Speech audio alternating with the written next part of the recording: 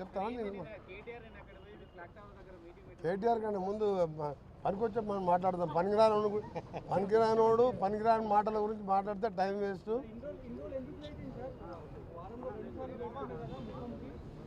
ఈరోజు మన నూతన పిసిసి ప్రెసిడెంటు నా సహచరుడు, నాతో పాటు నాకు 2 ఇయర్స్ జూనియర్గా ఎన్ఎస్యూఎల్ నుంచి గత 35 సంవత్సరాలుగా కాంగ్రెస్ పార్టీలో పనిచేస్తూ ఈరోజు అంచెలంచెలుగా కార్యకర్త నుంచి ఇవాళ పిసిసి ప్రెసిడెంట్ స్థాయికి ఎదిగిన మహేష్ కుమార్ గౌడ్ గారు మా సోదరుడు, వారు పిసిసి ప్రెసిడెంట్ అయినాక ఈ కార్యక్రమాన్ని తీసుకోవడం జరిగింది. ఇది 11th మీటింగ్. ఇది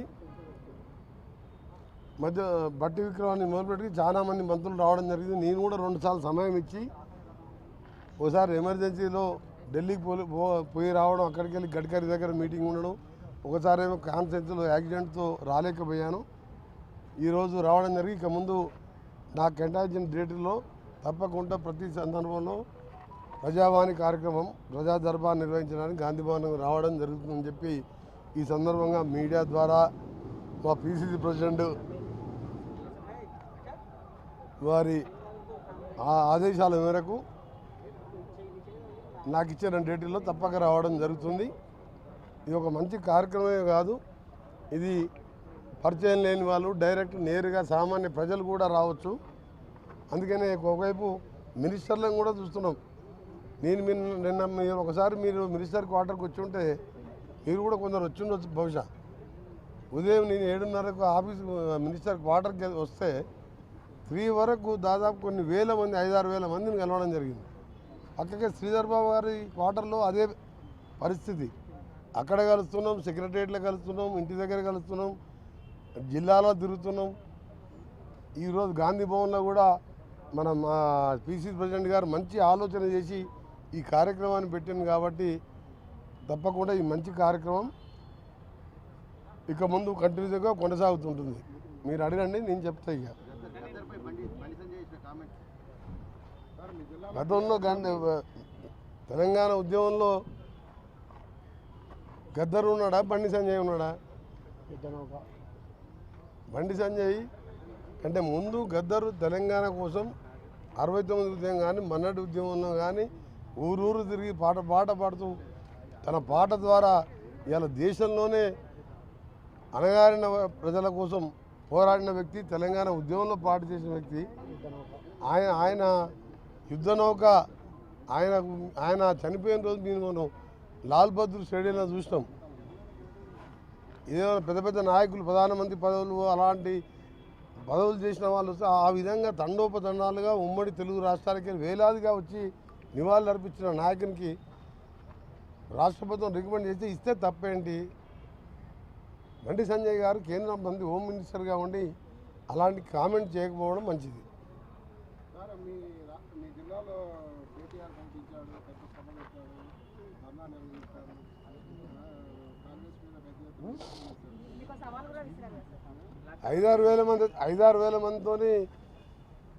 5-6 వేల మంది మీ రిపోర్టర్స్, మీ ఇక్కడ ఉన్న ఛానల్స్ వాళ్ళందరూ మీ ఛానల్స్ ఉన్నాయి. మీరు ఇప్పుడే లైవ్ టెలికాస్ట్ పెట్టండి, ఇక్కడ స్క్రీన్ అరేంజ్ చేస్తాను. నేను 5-6 వేల మంది, నేను నల్గొండలో కాదు, భువనగిరిలో కాదు, ఎక్కడ నేను నిలబడ్డా గంట సేపు నిలబడితే 5,000 మంది జనం అవుతారు. మేము మీటింగ్ పెడితే అక్కడ పల్లీలు అవన్నీ అమ్ముకుంటానికి వస్తారు, ఐస్ క్రీమ్లు. అంతమంది కూడా లేరు. ఆ సభలో ఆయన ఏ ముఖం పెట్టుకొచ్చిండు, ఎందుకు వచ్చిండు? 11 సీట్లు, 60-70 వేల మెజార్టీ, పార్లమెంట్ క్యాండిడేటు, 6 లక్షల మెజార్టీ, సౌత్ ఇండియాలో హైయెస్ట్ నల్గొండ, నెక్స్ట్ భువనగిరిలో 3-4 లక్షల మెజార్టీ, ఏదో ఏకలింగం 2-3 వేలతో గెలిచి ఇంకా ఎందుకు వచ్చిండ్రు నల్గొండకు? ఫ్లోరైడ్ని పెంచి పోషించిండు 10 ఏళ్ళ. ఇవాళ గన్నమల్ల, బస్వాపూర్ పైన కొండపోచమ్మ, మల్లన్న సాగర్ కట్టుకొని కిందికి కాలువ కూడా ఇచ్చే మానవత్వం లేని మనిషి రూపంలో ఉన్న మృగాలు ఆ ప్రభుత్వంలో పనిచేసిన వాళ్ళు. అలాగే ఎస్ఎల్బిసి సొరంగం 70% పూర్తి చేస్తే 2,000 కోట్లు ఇస్తే 4,000 లక్షల ఎకరాలకు మాకు డెడ్ స్టోరేజ్ శ్రీశైలంకి వెళ్ళి బురద నీళ్ళు ఉన్న మా జిల్లాకు వచ్చి 4 లక్షల ఎకరాలకు ఇరిగేషన్ వచ్చేది ఉండే. శాశ్వతంగా ఫ్లోరైడ్ పరిష్కారం అవుతుండే. సొరంగాన్ని పూర్తి చేయలేదు, బ్రాహ్మణ వేలను పూర్తి చేయలేదు. ఇప్పుడు మేము పూర్తి చేసుకొని కాలువలు తీసుకొని 20 చెరువులు నింపిన అప్పుడే. మహాత్మా గాంధీ యూనివర్సిటీ నేను కట్టి 300 ఎకరాల్లో బ్రహ్మాండంగా ఉస్మానియా కాకతీయ తర్వాత పెద్ద యూనివర్సిటీ ఉమ్మడి ఆంధ్రప్రదేశ్లో రాజశేఖర రెడ్డితో నేను తెస్తే 10 ఏళ్ళలో మంత్రిగా ఆయన లోపలికి పోలే, నిన్న పోతా అంటాడు మంత్రిగా లోపలికి. 10 ఏళ్ళకెళ్ళి విద్యాశాఖ మంత్రి ఉన్న జగదీష్ రెడ్డి పోలే, కేటీఆర్ కూడా 1-2 సార్లు వచ్చినట్టు నల్గొండకు ఆయన పోలే. ఆయన వచ్చింది ఒకటేసారి, అక్కడ ఒక ఎమ్మెల్యే చనిపోతే వాళ్ళ తండ్రి దినాలకు వచ్చిండు దత్తత తీసుకుంటా అని. ఇంకోసారి కేటీఆర్ వచ్చిండు టీఎఫ్ అని ఒకటి కట్టి తాళం వేసి వచ్చిండు. దాని గురించి కూడా అది మొత్తం తాగడానికి పనికొస్తుందని చెప్పిండు. నువ్వు కట్టింది మీ నాయన డైరెక్షన్ ప్రకారం అన్నిటి కట్టిన 3-4 టీఎఫ్లు కూడా మీ నాయన ఆదేశం ప్రకారం అక్కడక్కడ డబుల్ బెడ్రూమ్లు అక్కడక్కడ టీఎఫ్లు కట్టి పేకాటకు బార్ లాగా చేసింది మీరు. టీఎఫ్ కట్టినోడు కంపెనీలు తీసుకొస్తారా లేడా? ఐటీ మినిస్టర్గా ఉండి నల్గొండల ఎలక్షన్కు నెల ముందు ఓపెన్ చేసిండు, మొన్న అసెంబ్లీ ఎలక్షన్ ముందు. అందుకని అంత ఘోరంగా ఓడిపోయిండ్రు. పార్లమెంట్ ఎన్నికల్లో డిపాజిట్ పోయింది. అసెంబ్లీలో 60,000తో నా మీద ఓడిపోతే అక్కడ ఎమ్మెల్యే, మొన్న అప్పటి అభ్యర్థికి నా మెజార్టీ కూడా ఓటు రాలేదు. మొన్న పార్లమెంట్ ఎలక్షన్ ఆ ఓడిపోయిన ఎమ్మెల్యే అభ్యర్థి సోదరుడు పోటీ చేస్తే 20,000 ఓట్లు వచ్చినాయి. ఎమ్మెల్యే ఎంపీగా పోటీ చేస్తే 20,000 ఓట్లు వచ్చిన ఆయనకు నల్గొండకు వచ్చి నా మీద మాట్లాడితే తెలంగాణ కోసం కొట్లాడి మంత్రి పదవి వదిలిపెట్టి సొరంగం లాంటి ప్రాజెక్టు తీసుకొచ్చి ఫ్లోరైడ్ కోసం కొట్లాడినప్పుడు వీళ్ళ ఆయన డిప్యూటీ స్పీకర్గా అధికార హోదాలో బుల్లెట్ ప్రూఫ్ కార్లలో తిరుగుతున్నాడు. అప్పుడు ఫ్లోరైడ్ కోసం 12 రోజులు నిరాహార దీక్ష చేసిన. అప్పుడు కేసీఆర్ గారు స్పీకర్ హోదాలో ఉన్నాడు, చంద్రబాబు నాయకత్వంలో అధికారం వెలువబెడుతున్నావు. అప్పుడే పోరాటం చేసిన.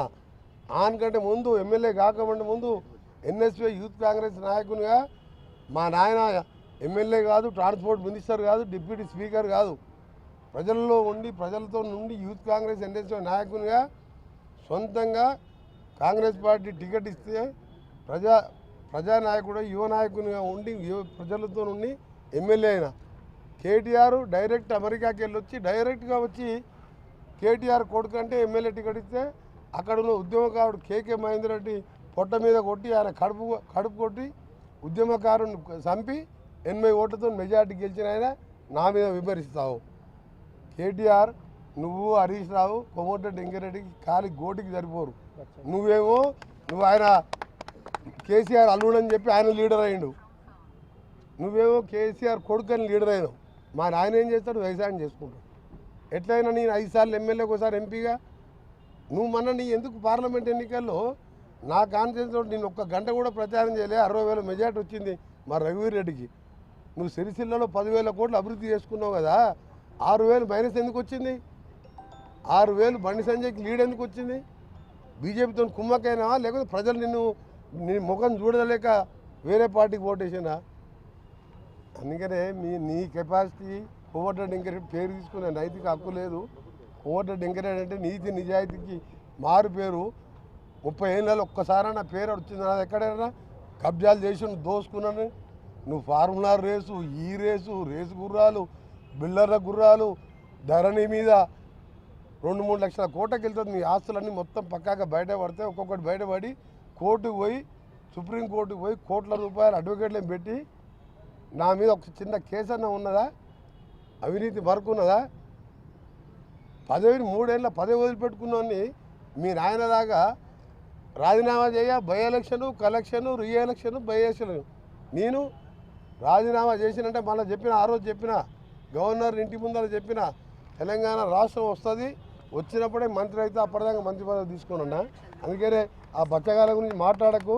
నేను ఒకటే చెప్తున్నా, కేటీఆర్ నువ్వు మీ బావ కలిసి మీ నాయనని ప్రతిపక్ష నాయకుడిగా వస్తావా రావా నెక్స్ట్ అసెంబ్లీ సెషన్కు బడ్జెట్ సెషన్కి అడుగు.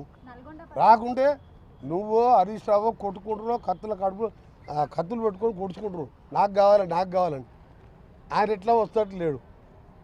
మా ముఖ్యమంత్రి గారు మొన్న బాగా చెప్పిండు, కొడంగల్ సర్పంచ్ 4 రోజులు ఊళ్ళలోకి రాకపోతే తర్వాత వస్తే రాళ్ళ తీసుకొని ఎడబడతారు సర్పంచ్ ఎమ్మడి. ప్రతిపక్ష నాయకుడు 13 నెలలు అసెంబ్లీకి రాకుండా ఏం చెప్పాలి? అవసరం ఆయనకు ఆ పోస్టు? నువ్వు మీ బావ తీసుకొని కొట్లాడు, అప్పుడు మీకు సమాధానం చెప్తావు. నువ్వు ఎమ్మెల్యేవు, నువ్వు డిప్యూటీ లీడర్ కాదు, నీకు కార్యవర్గం లేదు. బీఆర్ఎస్ ఎల్పీ కార్యవర్గం లేని కేటీఆర్ జూనియరు వాళ్ళ ఆయన పేరు చెప్పి ఎమ్మెల్యే ఆయనకు నేను సమాధానం చెప్పా. కేసీఆర్ బహిరంగ చర్చకు వచ్చి సొరంగ మార్గం ఎందుకు పూర్తి చేయలేదు ఆయన అడగను. గంధమల్ల టెండర్ పిలిచి ఆలేరు బాగుపడితే చూడలేక క్యాన్సల్ ఎందుకు చేసి